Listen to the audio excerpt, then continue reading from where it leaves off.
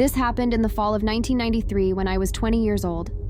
In the interest of context, this was before I started college, and I was working in the material prep department of a plastics factory on the night shift. I was the only woman in the department, and my male coworkers were initially skeptical that I could handle the job, but I proved myself and earned their respect. It was hard work, but on the plus side, it also put me in the best shape of my life. It was also about this same time that I dumped my abusive boyfriend. He was verbally, emotionally, and physically abusive, as well as an alcoholic. This fact, more than anything, is probably why I got myself into this situation in the first place. I had just gotten off work, and it was about 1:30 a.m. My car was running on fumes, so I stopped at a local gas station to fill up. While I was pumping gas, a woman about my age approached me looking nervous and scared. She said that she had been at her boyfriend's house, and they'd had a fight. She'd walked to the gas station to use the payphone and call a friend to pick her up. On her way to the station, a car pulled up as she was walking, and the guys inside started catcalling and harassing her. With a slight movement of her head, she indicated a car that was parked off to the side by the gas station dumpsters. I saw a large light green car, like a Caddy or a Lincoln, with at least 2 or 3 shadowy figures inside. She said they threatened her, and she was too scared to call her friend and wait. The woman was neat, well-dressed, and didn't seem high or drunk or anything like that. She just seemed really nervous and freaked out, so I didn't even hesitate. I finished pumping my gas and told her to hop in the car, that I'd take her home. At that time on a weeknight, there was little traffic, so I booked it right out of the gas station and asked her where she lived. She kept twisting around in the seat to see if the car was behind us, and when I asked her to put her seatbelt on, she ignored me and kept looking for the car. I assumed she was just scared. A few blocks down the road, however, I noticed she was looking around the car, and she started asking me about money. "Where's your purse? Where's your bag? I need money. You need to give me some money." My stomach sank. I have this woman in my car, and now she's gonna rob me. Fuck. But when I thought about it, robbery just didn't make much sense. I was driving a 1985 Chevette, affectionately nicknamed Shitbox, and was wearing my work clothes, a ratty t-shirt and jeans with combat boots. I did not look like a person with a lot of cash, primarily because I wasn't a person with a lot of cash. She'd twisted around in the seat again and started yelling, "There they are! There they are!" She didn't sound scared anymore.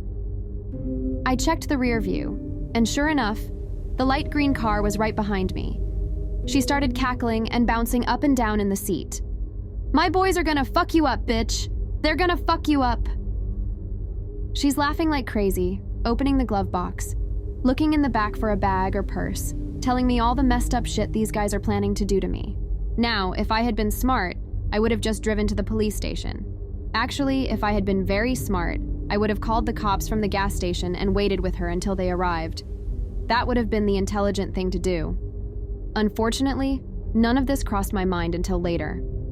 In the moment, I just got really, really angry. I realized 3 key things all at once. There was an intersection up ahead, with cars on either side waiting to cross, and the light had just turned yellow. I had a spare box cutter that I kept for work in the driver's side door compartment. The crazy bitch still hadn't put on her seatbelt. I didn't think. I floored it and passed under the yellow light just as it turned red. I glanced back to see if the green car was still behind me, but the cross traffic at the intersection had started to move, and they hadn't caught up. The bitch started yelling. I slammed on the brakes, and she hit the dash and windshield with a solid and viciously satisfying crack. When she rebounded to the passenger seat, I had the box cutter in her face and was screaming some serious batshit crazy. I can't remember exactly what I said, but it was along the lines of, "Get the fuck out! Get the fuck out of my car before I cut off your face and make you eat it, bitch!" The crazy screaming and box cutter combo worked. She grabbed blindly at the handle and popped the door open, and I started shoving and punching her until the bitch tumbled out the door to the curb. I stomped on the gas, got to the next turn, and squealed around it with the passenger door still open. I made a few more turns because I was afraid that the green car might catch up to me. After a little while, I stopped to close the passenger door, and then I cut across town and got onto the highway to go home. I was on the highway for about 5 minutes before the shakes started. I pulled off to the shoulder to calm down and get my shit together, and then I drove home. I told my older sister, I was living with her temporarily after the breakup with my ex, everything that happened.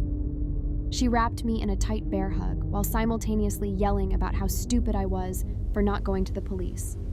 I've never been so glad to be yelled at in my life.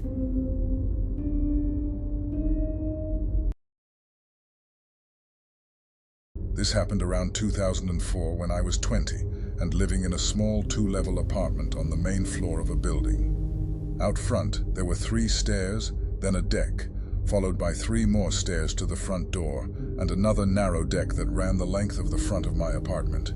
Besides the door, it was all windows. The main floor consisted of a tiny kitchen, living room, and a door to the hallway for laundry and parking access, all of which was totally visible from the windows.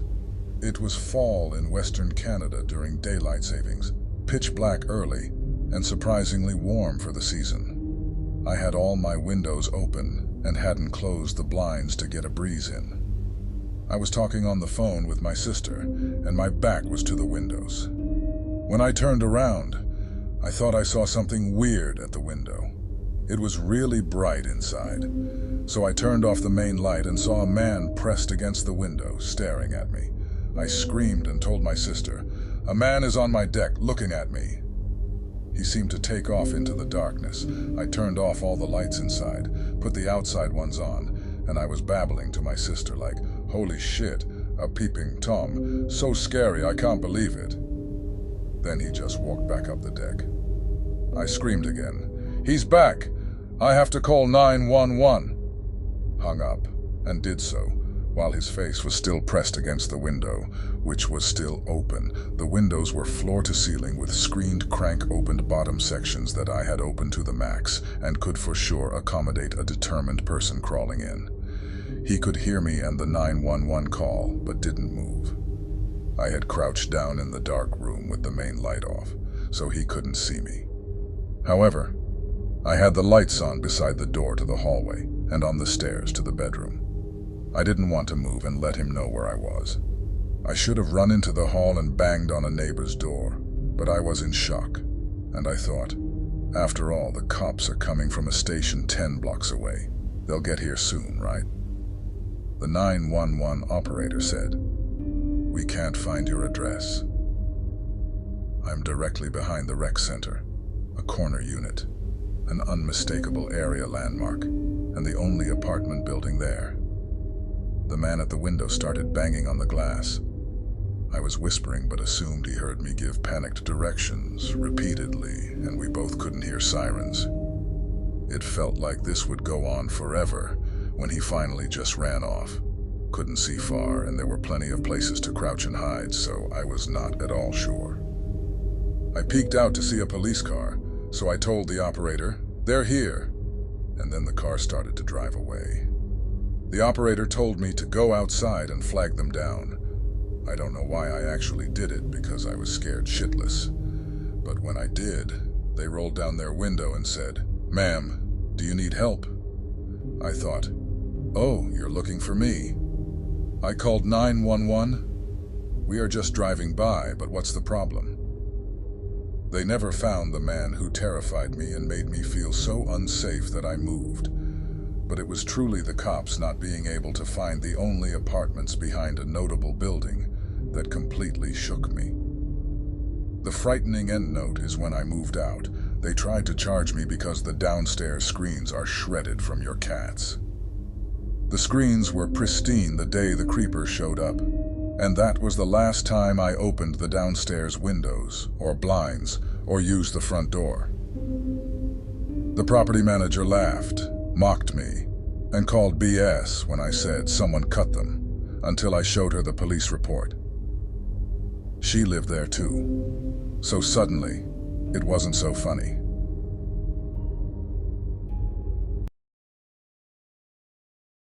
I am female and am now 23.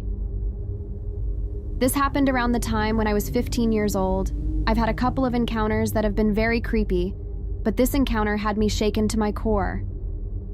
Around this time, it was my sophomore year in high school. So, a little backstory to help understand the story I'm about to tell. At the time, I was going through a phase, as most teenagers do. I wore short shorts most of the time and fishnets. My shirts really weren't the type 15-year-olds should wear, but still, we did. I cringe at my outfits back then and my makeup, but that was then. I was involved in my high school color guard. We are a part of the band, except we don't play instruments. We would spin colorful flags. We also used rifles and sabers in our performances. Around this time, it was the fall, and we were practicing our show, doing a lot of reruns to try and perfect it before our usual competitions. Normally, practice would start at 4 and end almost at 9. A side note, I didn't live close to my high school like most people who went there. The drive would take at least 15 minutes max. Walking from my house to school would take an hour, and taking the bus would take 45 minutes. My brother worked late hours at this time, and my parents didn't get off of work until midnight, so my next best choice was the bus. The neighborhood wasn't the worst, but it also wasn't safe to be walking home at night. Even before this night, I was always a little on edge. So, on this night, I was saying goodbye to my friends and, not wanting to bug them for a ride, I walked to my bus stop. I had my cell phone and started scrolling through Facebook. I would occasionally glance up and look at my surroundings. I noticed a car slowing down in front of my bus stop, but it immediately signaled to make a turn to my left. I didn't think much about it since there are houses behind that bus stop. It wasn't weird until I noticed this car doing that again and then again and again. I get scared easily, and I am already a paranoid person. So, this had my alarm bells ringing. It wasn't until he had basically passed by me for the 7th time that he finally parked on the curb by my bus stop. That's when I got a look at him and took in his appearance. This happened a couple of years ago, so my memory isn't great. But I do remember he was Hispanic and reminded me a bit of an uncle of a friend of mine.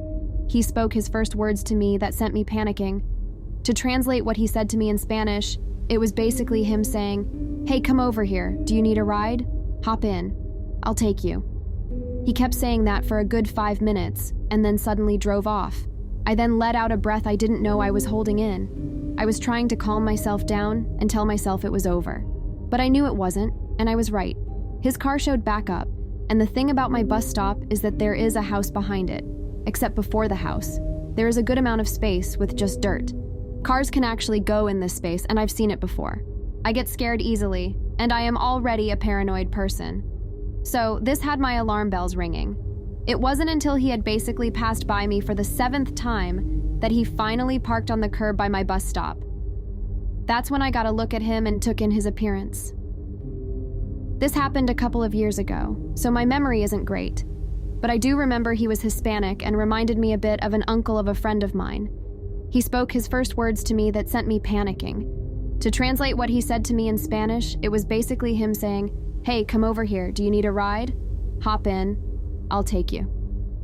He kept saying that for a good 5 minutes, and then suddenly drove off. I then let out a breath I didn't know I was holding in. I was trying to calm myself down and tell myself it was over, but I knew it wasn't, and I was right. His car showed back up, and the thing about my bus stop is that there is a house behind it, except before the house there is a good amount of space with just dirt. Cars can actually go in this space, and I've seen it before, but for some reason, it shocked me to see him park behind my bus stop. At this point, I was panicking, and tears were falling down my cheeks rapidly. At this moment, I was already thinking I'd never see my family because this man was going to take me. Also, I was frozen in place. So I already know in crucial moments like this, my reaction is to freeze. Not fight or flight, freezing is what I do. The worst thing to ever do. I still believe it was the prayers that I was saying that saved me. At this time, these 2 bulky guys were close by and were walking their pit bull on a leash. I'm a sucker for dogs, but at this time, I couldn't speak or awe. In my frozen state, I knew this was my only chance and fought to get the words out. It was my only chance to save myself, and I'm so glad I spoke out. "Excuse me, please, please. Can you guys stay with me? That man in the car right there won't leave me alone. I'm very scared. Please, please stand by my side." My words choked up, and I was shaking at this point. The guys were kind-hearted and agreed. To come off more intimidating, they crossed their arms across their chest and flexed a bit. They stared down the man who at this point had his window up and began reversing. He drove off, and the guys stayed with me until my bus came. At this time, it was 9:59. I know that some of you might ask, why didn't you go back to your high school? Well, at this point, no one was really there. Mostly everyone had been picked up. I had a cell phone, but no one was going to be able to pick me up. This was my only transportation, and at that time, I didn't know about Lyft or Uber. I'm not even sure it was a thing back then. Overall, I'm just happy to have been saved that day by the kind-hearted guys. I hope one day I could see the guys that stayed with me at the bus stop to thank them. Because of them, I am here and able to share this story of mine. I'm still shaken up at the memory of it because of the scare it gave me. After that incident, I asked for a ride for the remaining of that season. Sometimes, even when you don't want to bug people with rides, it doesn't hurt to ask. It's better to be that annoying person than finding yourself in my situation. Stay safe when taking the bus at night.